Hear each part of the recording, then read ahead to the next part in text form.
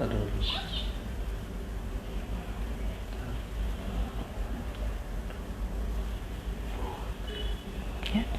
Assalamualaikum warahmatullahi wabarakatuh. Selamat siang sobat sehat semua. Apa kabarnya nih? Semoga sobat sehat semua sehat-sehat saja dan aman sentosa di tengah pandemi ini. Selamat bergabung kembali di RSCM Kencana Live Instagram. Bertemu lagi dengan saya, Budiati Laksmitahari atau dipanggil dengan Dr. Mita. Dalam rangka menyambut Hari Stroke Sedunia, maka bahasan kita pada hari ini masih berkaitan dengan rehabilitasi medik pada pasien stroke. Dalam 45 menit ke depan, kita akan membahas satu masalah yang mungkin tidak banyak dibicarakan secara umum. Entah karena dianggap tidak penting, dianggap sensitif untuk dibahas, atau merasa hal tersebut sebagai aib, sehingga pasien malu untuk menanyakan, sementara dokternya merasa tabu untuk membicarakan. Topik yang akan dibahas kali ini adalah aktivitas seksual yang aman pasca stroke. Untuk membahas topik ini, kita akan kedatangan narasumber yang sudah tidak diragukan lagi keahliannya dalam rehabilitasi seksual. Beliau adalah Dr. Herdiman B. Purba, spesialis kedokteran fisik dan rehabilitasi konsultan. Beliau adalah staf medis dari Departemen Rehabilitasi Medik RSCM. Beliau juga berpraktek di RSCM Kencana, Cluster Functional Improvement and Rehabilitation.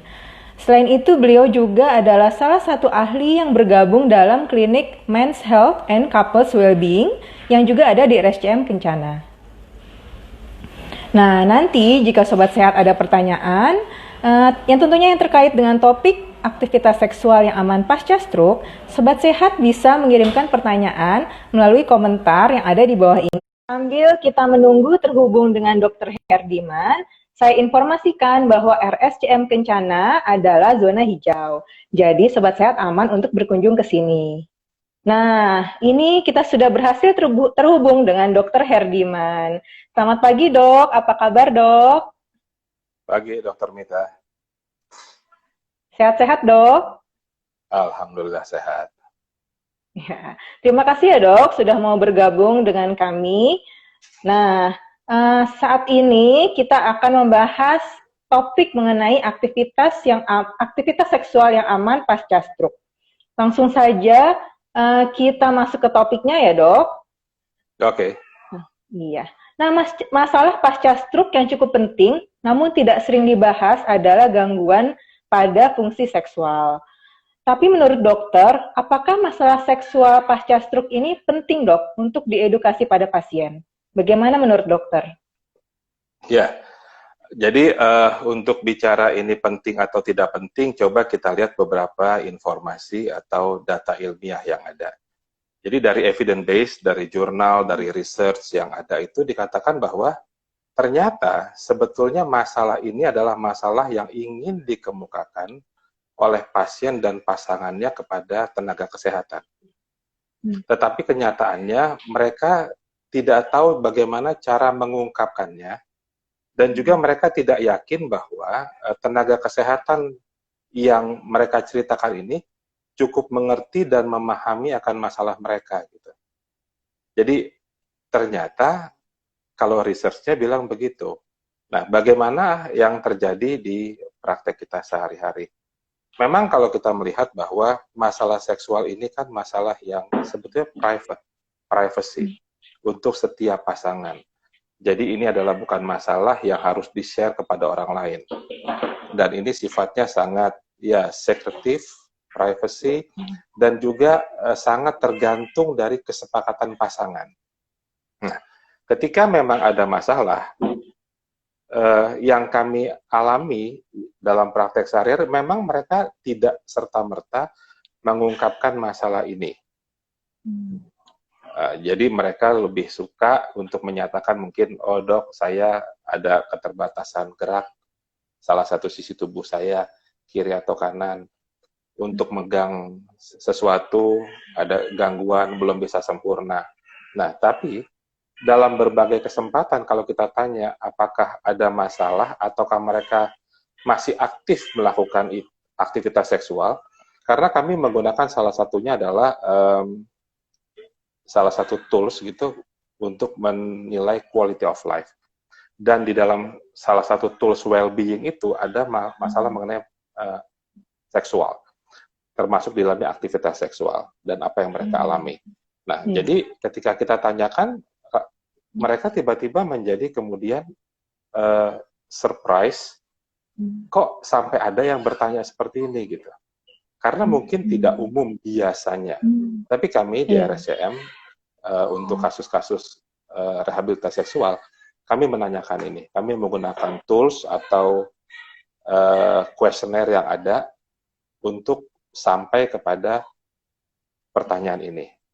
Nah, jadi kira-kira seperti itu. Iya, Dok. Ya. Iya, Dok. Memang ini sesuai dengan sebuah penelitian yang pernah saya baca, Dok. Dikatakan bahwa 81% penyintas stroke itu memang menerima tidak cukup informasi mengenai seksualitas pasca stroke. Nah, jika misalnya hal tersebut penting, menurut dokter info apa saja yang dibutuhkan oleh penyintas stroke mengenai masalah seksual ini, Dok? Ya, tentunya mereka harus tahu bahwa ketika mereka bisa mengatasi fase akut dari stroke dan mereka sudah masuk kepada subakut, kemudian kronis, dan mereka harus kembali ke kehidupannya sehari-hari, seksual itu salah satu fungsi dari kehidupan berpasangan. Nah, kalau memang mereka merasa membutuhkan itu sebagai sesuatu yang harus dicapai, tentu kami sebagai provider kesehatan, sebagai dokter akan memfasilitasi itu. Dan tentunya kami juga harus bertanya dan mempersiapkan banyak hal. Kenapa? Karena kita tahu bahwa aktivitas seksual sebuah pasangan itu sangat spesifik untuk mereka. Dan dia bisa menjadi tidak umum. Jadi kita tidak bisa memakai pengalaman aktivitas seksual orang lain atau pasien untuk ditetapkan kepada sebuah pasangan gitu. Itu yang penting. Nah, apa yang mereka harus tahu? Yang mereka harus tahu adalah bahwa kalau memang fungsi seksualnya baik, pada dasarnya mereka bisa kembali return to sexual activity. Mereka bisa kembali ke aktivitas seksual mereka seperti sebelum terjadinya stroke. Pertanyaannya kan bagaimana? Ya, pertanyaan pertama kita sudah jawab. Apakah mungkin? Jawabannya mungkin. Lalu kapan? Bagaimana caranya? Itu yang kemudian kita bahas bersama pasien. Oke, sedikit penjelasan begini. Kita tidak memaksakan atau tidak mengharuskan bahwa setiap pasien dengan pasca stroke, ya, insan pasca stroke atau stroke survivor, untuk menceritakan masalah seksualnya, tidak. Gitu. Karena kita tahu itu private. Hanya saja kalau memang mereka membutuhkan itu, kita akan bantu untuk menyelesaikan permasalahan. Tentunya ini sesuatu yang sederhana begini. Seandainya pasangan ini tidak mempunyai kualitas aktivitas seksual yang baik sebelumnya, sebelum serangan, tentunya mungkin mereka merasa bahwa aktivitas seksual pasca stroke bukan merupakan sesuatu yang mandatori atau penting, atau sesuatu yang harus dicapai. Mungkin mereka lebih fokus kepada hal yang lain. Kita akan bantu kepada hal-hal yang lain yang lebih mereka fokuskan, yang memang merupakan kebutuhan mereka untuk pemenuhan kualitas hidupnya. Tapi jikalau mereka merasa aktivitas seksual ini adalah bagian dari intimacy yang memang mereka ingin pertahankan, dan bagian dari kualitas hidup yang memang mereka ingin capai, kita akan bantu. Gitu. Jadi, riwayat aktivitas seksual, riwayat bagaimana mereka melakukan ini, preferensi bagaimana mereka maunya, apakah sebelum sakit sudah tercapai keinginan itu, atau apa yang mereka inginkan setelah terjadinya stroke, itu yang kemudian kita diskusikan dengan pasien. Itu yang kemudian kita berikan konseling kepada pasien. Kemungkinannya dan apa yang mereka harus lakukan dan apa yang harus mereka persiapkan gitu, Dok. Iya, Dok. Ya. Jadi memang sifatnya sangat individual ya, Dok ya? Ya, tergantung masing-masing pasien. Iya. ya, Nah, secara garis besarnya dok, apa dampak stroke ya. ini pada pasien, baik dari fisik, kognitif, emosional, terhadap intimasi dan fungsi seksual itu dok? Bagaimana dok? Iya, jadi kalau kita lihat bahwa aktivitas seksual itu adalah suatu aktivitas fisik ya, Ya. aktivitas fisik tetapi yang dimulai dari suatu aktivitas mental dan Hmm. berujung kepada sesuatu yang bersifat mental. Kenapa saya katakan begitu begini? Ketika seorang ingin melakukan aktivitas seksual bersama pasangannya, biasanya didorong oleh sesuatu yang namanya desire atau keinginan atau hasrat untuk melakukan aktivitas seksual. Itu sifatnya mental. Itu ada di pemikiran. Nah, lalu kemudian pemikiran itu diejawantahkan atau direalisasikan dalam bentuk suatu uh, aktivitas seksual. Kan begitu. Dan ujungnya, setelah aktivitas itu dilakukan, kalau aktivitas seksual itu uh, kita lakukan dengan baik, tentunya menghasilkan suatu kedekatan, suatu bonding, jadi dengan pasangannya. Nah, jadi apa yang harus kita persiapkan kondisi itu. Nah, permasalahannya adalah ketika seorang terkena stroke, dia bisa terkena di berbagai fungsi daripada seorang manusia. Bisa fungsi kognisi, berpikir, atau fungsi fisik yang lain, misalnya fungsi sensorik, fungsi gerak, ya, termasuk perasaan.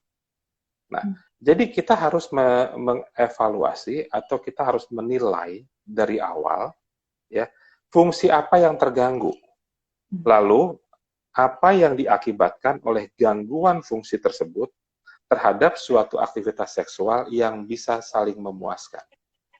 Ya, kita tahu bahwa ketika seorang pasangan terkena stroke, maka itu tidak milik pasangan itu saja. Ya, penderita stroke dan pasangannya biasanya juga akan mengalami kelelahan, ya, baik fisik maupun mental untuk mengurus atau mendampingi para penderita stroke ini. Itu juga harus kita pikirkan. Jadi tentunya yang kita harus persiapkan adalah counseling. Kita tanya kepada dua belah pihak. Apakah benar mereka masih menginginkan aktivitas seksual ini?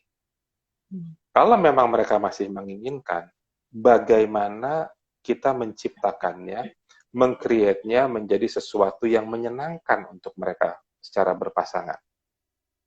Karena kita tahu bahwa aktivitas ini membutuhkan energi, ya, membutuhkan posisi, membutuhkan keterampilan gerak, kemampuan gerak tertentu yang harus kita persiapkan.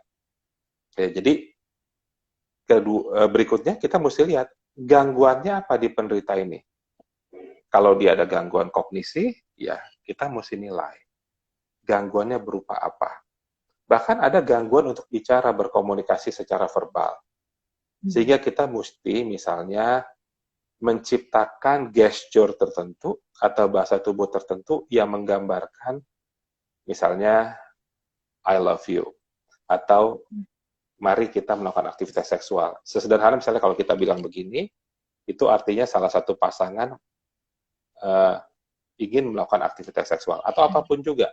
Nah, jadi kita melatih sampai ke hal-hal seperti itu yang intinya adalah mereka bisa kembali return to sexual activity yang menyenangkan. Ya. Iya. Jadi dampaknya memang sangat luas ya dok, dan perlu Ya. diperiksa masing-masing fungsi yang terganggu ya dok, sebelum Ya. dapat melakukan penanganan yang benar. Ya. Jadi nih dok, setelah seseorang terkena stroke, sebenarnya kan mereka masih bisa ya dok melakukan aktivitas seksual. Namun keterbatasan apa saja dok yang dapat menghambat seorang penyintas stroke? Nah tadi memang sudah sedikit disebutkan oleh dokter, namun bisa diceritakan lagi dok lebih lanjut. Keterbatasan apa saja nih dok yang harus diatasi? Oke, jadi kita coba lihat dari yang paling umum. Misalnya kelemahan salah satu sisi tubuh. Ya, jadi itu paling umum. Jadi pada dasarnya ketika seorang terkena stroke, semua aspek kehidupannya bisa terkena. Ya, fisik, mental terkena, kemampuan berpikir terkena. Bisa kalau memang lesinya atau cederanya di tempat-tempat yang mengurus masalah mental. Nah, jadi kita ambil contoh yang paling umum adalah misalnya kelemahan salah satu sisi tubuh. Saya akan kasih contoh untuk memudahkan sobat sehat memahami kira-kira seperti apa ya rekonstruksinya. Oke, misalnya saya kasih contoh yang terkena stroke adalah seorang laki-laki mengalami kelumpuhan separuh badan di sisi kanan.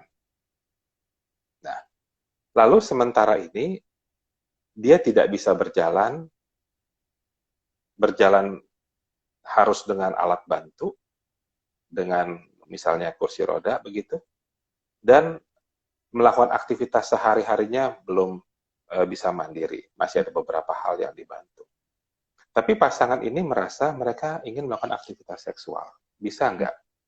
Jawabannya pasti bisa. Yang pasti faktor-faktor yang memperberat atau faktor-faktor yang mengancam terjadinya stroke ulangan kita sudah mesti atasi. Kenapa? Karena kita mesti tahu bahwa seorang penderita stroke itu 50% kemungkinan bisa terkena stroke ulangan. Misalnya hipertensi, kita mesti kontrol. Penyakit-penyakit komorbid yang ada, kita mesti kontrol. Ketika situasi terkendali dan mereka ingin kembali ke aktivitas seksual, kita mesti lihat, kalau memang kasus kita tadi separuh sisi badan sebelah kanan lumpuh.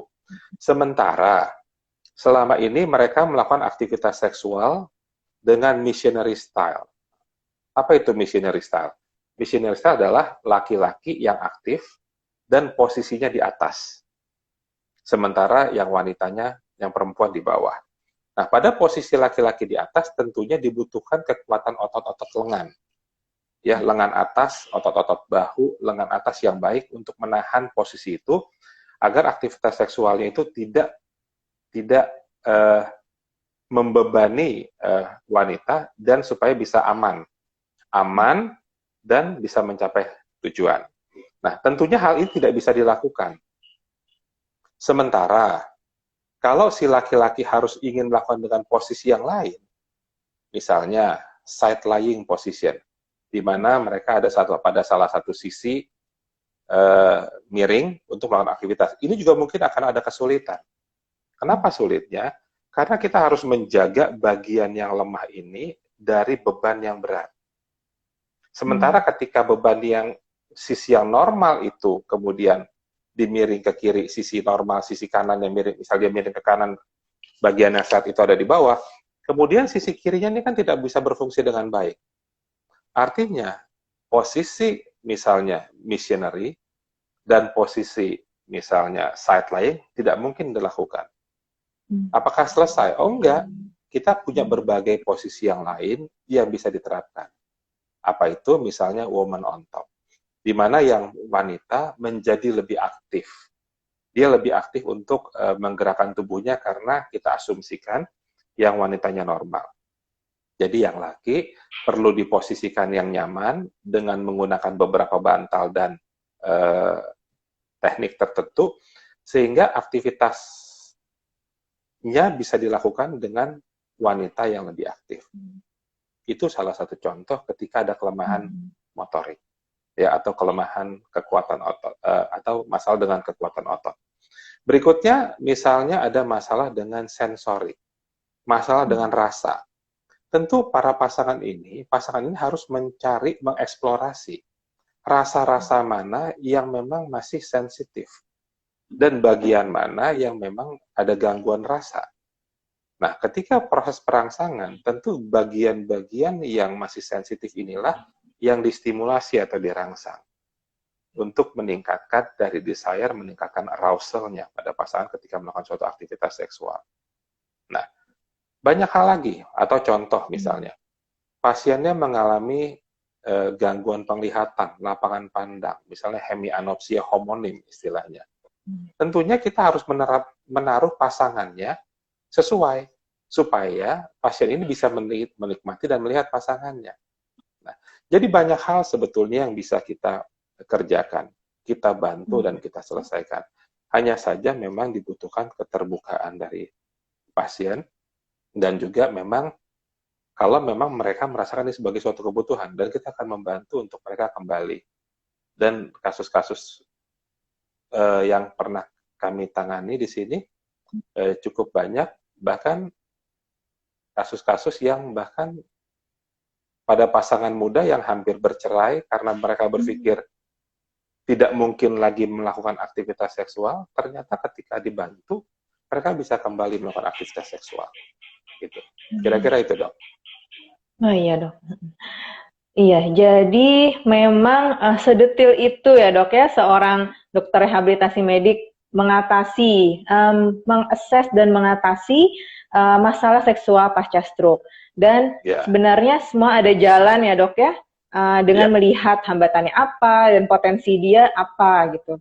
Nah, jika sobat sehat nih ada yang ingin dikonsultasikan, sekilas info, saya ingin menginfokan bahwa Dr. Herdiman berpraktek di Cluster Men's Health and Couples Wellbeing setiap hari Selasa dan Kamis jam 2 sampai jam 4 siang.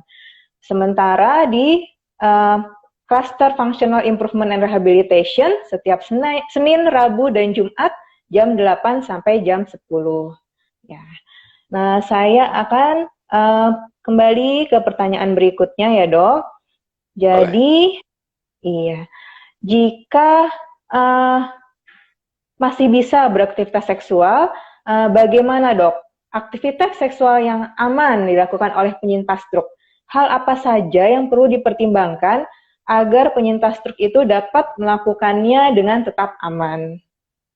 Silakan, Dok. Jadi tadi saya sudah singgung bahwa supaya dia tetap aman, artinya kita sudah mempersiapkan bahwa kondisi umumnya memang siap.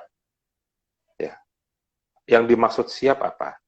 Misalnya keadaan umumnya tekanan darah, denyut nadi, itu terkontrol dengan baik. Ya.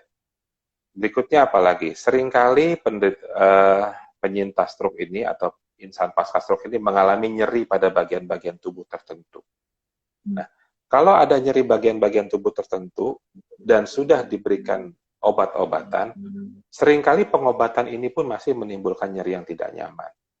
Nah, kita mesti lihat kira-kira kapan nyeri itu yang paling minimal dirasakan oleh penderita.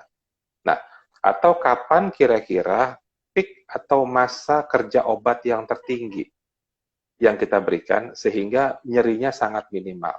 Nah, kita atur penderita ini untuk kemudian melakukan aktivitasnya pada saat-saat itu, di mana nyerinya minimal, ya, obat-obatannya juga bisa dikontrol, dan juga mereka merasa paling siap untuk melakukan aktivitas itu. Gitu.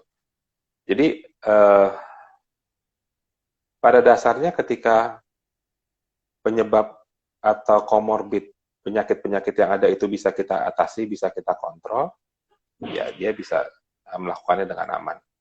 Hanya saja memang ada beberapa penyesuaian ya terkait dengan fungsi yang sebelumnya, misalnya aktivitas yang sebelumnya dilakukan dengan seperti apa, sekarang dengan adanya keterbatasan ini, itu yang kita sesuaikan. Atau misalnya juga dibutuhkan energi ekspenditur atau tenaga yang banyak kalau memang yang laki-laki tadi yang harus aktif. Sementara pada penderita stroke itu atau insan pasca stroke ini, seringkali mereka mengalami kelelahan atau fatigue. Oke, jadi fungsinya kita ganti. Jadi kita bisa mengatur agar dengan kemampuan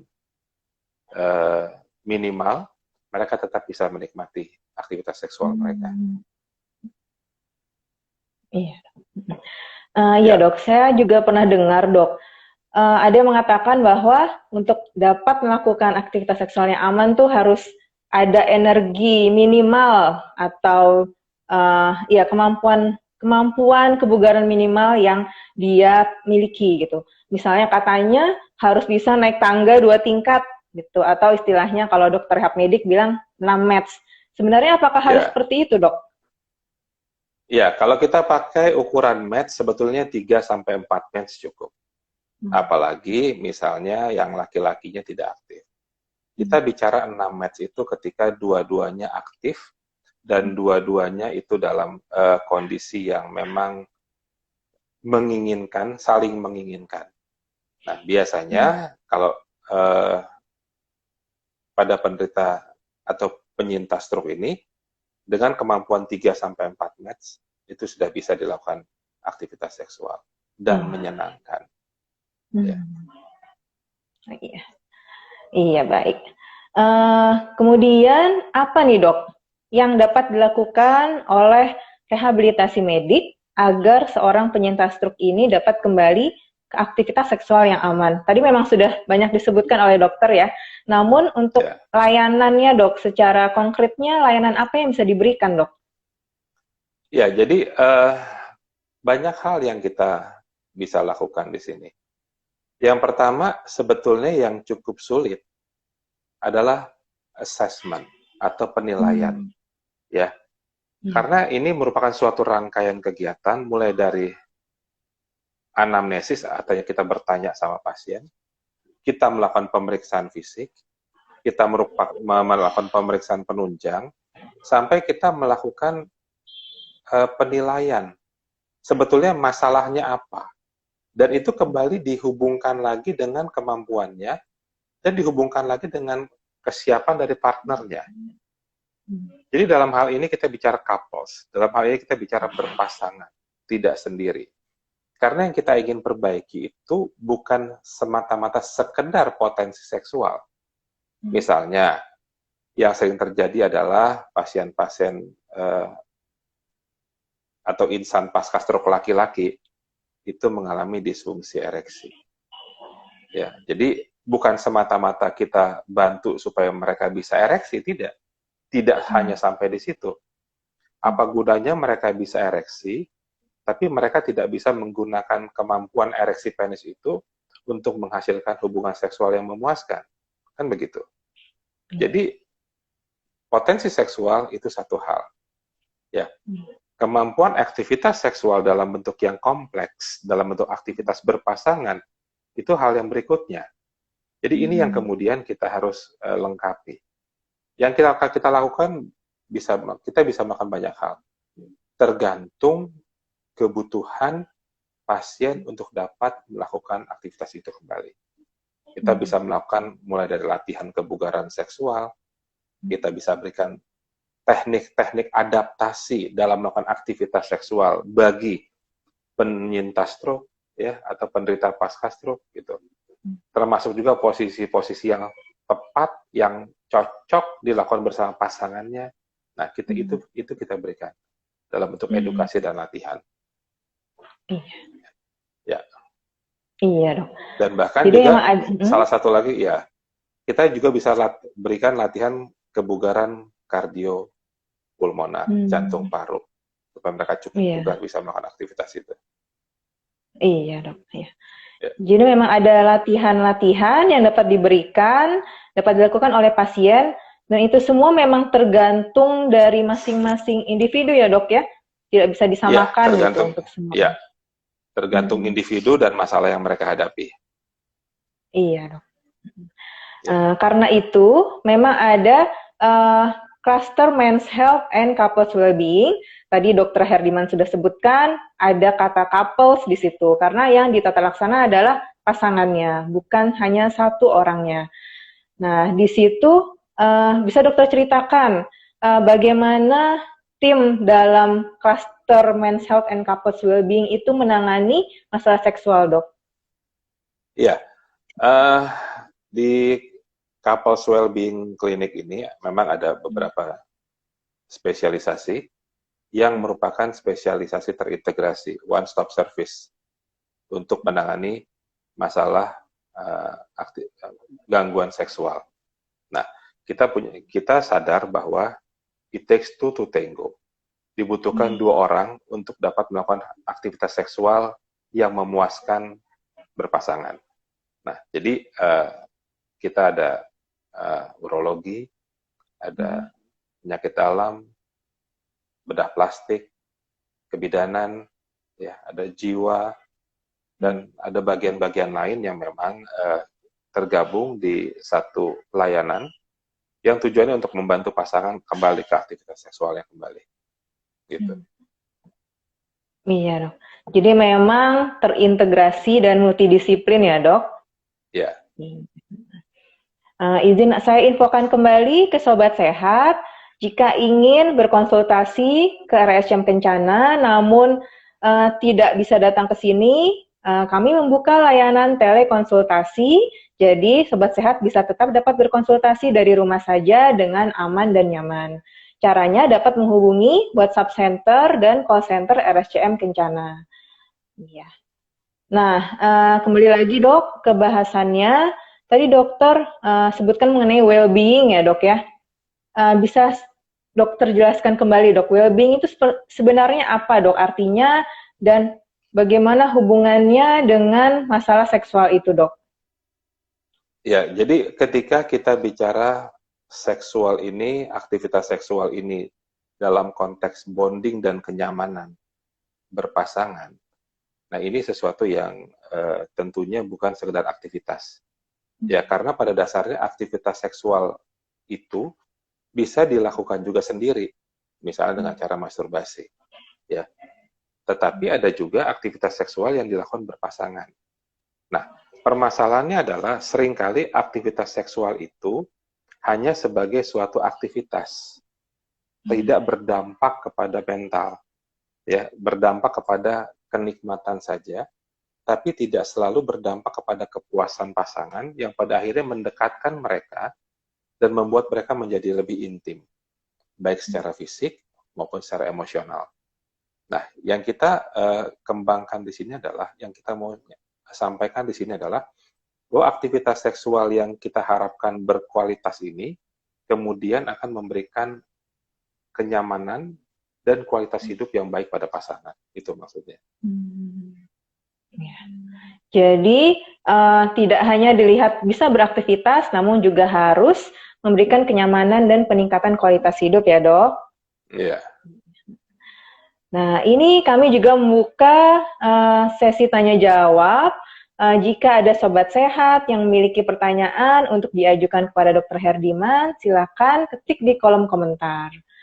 Nah ini sementara sudah ada satu pertanyaan nih Dok yang masuk. Dari Hello Boss. Selamat siang Dok, apakah si penderita stroke boleh konsumsi obat kuat Dok? Contohnya Viagra. Nah bagaimana itu Dok jawabannya? Iya, jawabannya boleh kalau memang dibutuhkan. Boleh kalau dosisnya sesuai. Ya. Jadi boleh kalau memang mereka tahu bagaimana menggunakannya. Ya. Memang pada kasus-kasus disfungsi ereksi pada penderita stroke, salah satunya adalah kita menggunakan obat-obat yang kita lihat PDE5 inhibitors, phosphodiesterase 5 inhibitors, ya, atau obat-obatan yang mengandung sildenafil, gitu, atau tadalafil atau vardenafil, apapun itu, yang bersifat memvasodilatasi pembuluh darah. Tetapi tentunya sebagaimana obat-obatan yang ada itu mempunyai indikasi dan kontraindikasi, kita harus memastikan apakah tidak ada kontraindikasi penggunaan obat-obatan tadi kepada penderita ini. Ya, kontraindikasinya itu bisa berupa misalnya penggunaan obat-obat lain yang ketika digunakan bersama obat ini dapat membuat tekanan darah merosot tajam, turun, drop, sampai akhirnya membahayakan jiwa gitu loh. Jadi kalau pertanyaannya apakah boleh menggunakan, kalau ada indikasinya boleh digunakan. Tentunya indikasinya ini disesuaikan setelah penderita berkonsultasi dengan dokter yang memang akan bertanggung jawab tentang itu. Iya Dok, jadi jawabannya Boleh, namun tetap harus dievaluasi indikasinya, kontraindikasinya, dan Ya, digunakan secara tepat ya dok obatnya. Jadi ya, ini untuk Hello Boss tetap harus berkonsultasi dengan dokter yang terkait, tuh dok. Nah, masih dibuka sesi tanya jawab. Jika ada yang masih ingin ditanyakan kepada Dokter Herdiman, silakan ketik di kolom komentar. Nanti akan kita bahas pertanyaannya. Ya. Nah, untuk Dokter Herdiman, saya juga ada pertanyaan. Tadi dokter berulang-ulang menyebut mengenai intimasi ya dok ya. Sebenarnya intimasi ini dan aktivitas seksual itu hubungannya bagaimana dok? Bagaimana cara dapat mencapai semuanya dok? ya. Sederhana begini, ketika ingin melakukan suatu aktivitas seksual, tentunya itu kan suatu aktivitas yang berpasangan. Bagaimana pasangan ini bisa mengkomunikasikan keinginannya kepada pasangannya, tentunya harus pakai cara. Ya, caranya ya berkomunikasi. Nah, komunikasi ini bisa pakai komunikasi yang verbal atau isyarat-isyarat. Nah, hal-hal ini bisa nggak dilakukan oleh pasangan itu? Nah, lalu ketika mereka sepakat, lalu tentunya ada preferensi atau kesenangan-kesenangan tertentu yang bersifatnya individual di pasangan itu. Yang ketika mereka sedang beraktivitas seksual, mereka merasa ingin dipenuhi keinginan itu. Preferensi itu ingin dipenuhi. Ya, misalnya begini. Saya kasih contoh lah. Misalnya kita selalu bicara ketika kita akan melakukan suatu aktivitas seksual, selalu didahului dengan istilah foreplay. Ya, foreplay gitu ya. Jadi kita mencumbu atau berpelukan atau berciuman atau apa. Ada aktivitas tertentu yang mungkin disukai pria, tapi tidak disukai oleh wanita gitu. Misalnya, sang pria lebih senang mencium pada bagian-bagian tubuh tertentu, misalnya telinga. Tapi yang wanita nggak suka, misalnya dicium telinganya. Nah, lalu bagaimana kemudian mereka bisa mampu mengkomunikasikan ini gitu loh, tanpa mereka harus takut bahwa pasangannya itu kemudian merasa tersinggung, marah, dan pada akhirnya tidak terjadi aktivitas seksual itu gitu. Nah, kedekatan itu, intimasi itu seperti itu salah satunya. Bagaimana dia bisa menyampaikan keinginannya tanpa rasa takut, tanpa akan merasa dihakimi oleh pasangannya. Dan ini harus dibangun, karena ini tidak terjadi begitu saja di dalam pasangan. Nah, ini yang kemudian menyenangkan ketika seseorang itu merasa diterima oleh pasangannya. Ada acceptance di situ, bahwa ketika dia didengar oleh pasangannya, dia direspons, dia direspect oleh pasangannya. Ini yang penting. Gitu. Jadi aktivitas seksual itu menjadi menyenangkan dan penting karena ada hal-hal ini di dalamnya. Kita tidak bicara hanya masalah penis bisa ereksi, kemudian terjadi penetrasi ke vagina, lalu ejakulasi dan orgasme dan selesai. Kita tidak bicara ritual hanya sampai di situ. Karena kalau sampai di situ, yang kita dapatkan cuman kenikmatan seksual saja. Bukan kepuasan seksual yang meliputi fisik dan juga mental. Kira-kira begitu, Dok. Iya dok. Sangat menarik dan nambah wawasan kita mengenai penjelasan Dr. Herdiman tadi. Nah, bagi sobat sehat yang ingin bertanya atau ingin berkonsultasi singkat pada Dr. Herdiman dapat mengetik di kolom komentar di bawah ini. Ya. Nah, ingin mengingatkan kembali kepada sobat sehat bahwa kita masih dalam rangkaian menyambut Hari Stroke Sedunia. Nah, kali ini adalah bahasan topik keempat. Sementara masih ada satu bahasan topik lagi yang akan diadakan besok yang berjudul bagaimana dapat kembali bekerja dengan aman pasca stroke yang akan dibawakan oleh Dr. Fitri Anestarita, SPKFR Konsultan. Iya. Nah, untuk Dr. Herdiman nih, tadi banyak ya dok yang disebutkan kasus-kasus mengenai masalah seksual pasca stroke. Apakah ada lagi nih dok kasus yang menarik yang pernah dokter tangani selain yang tadi dokter sudah sebutkan mengenai entah mengenai masalah pasca stroke atau masalah yang lainnya, Dok. Kalau boleh disebutkan, Dok, atau diceritakan? Ya, mungkin sederhana yang tadi saya sudah sampaikan ya. Yang cukup menarik adalah seringkali pasangan-pasangan muda yang salah satu eh, misalnya pasangan itu kemudian tidak dianggap tidak mampu untuk melakukan aktivitas itu, mereka kehilangan harapan dan merasanya ini seperti tidak ada jalan keluar gitu. Kami punya contoh kasus di mana ada pasangan muda umur awal 30-an, di mana yang wanita terkena stroke karena satu dan lain hal, dan mereka sangat early, baru menikah, dan baru punya satu anak. Bahkan mereka bilang, dok, pasangan saya masih menginginkan. Sebetulnya, saya pun masih menginginkan. Cuma bagaimana mungkin, dok? Kok kaki saya ini kaku?